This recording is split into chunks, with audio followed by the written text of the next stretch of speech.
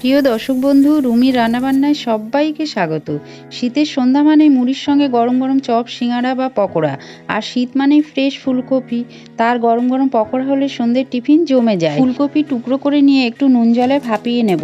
একটা বাটিতে পরিমাণ মতো অল্প পরিমাণে নুন, হলুদ আর সবজির পরিমাণ অনুযায়ী 4 থেকে 5 চামচ বেসন, লঙ্কা গুঁড়ো অল্প জল দিয়ে মেখে 1 চামচ কর্নফ্লাওয়ার দিয়ে এতে পকোড়াগুলি ক্রিস্পি হবে।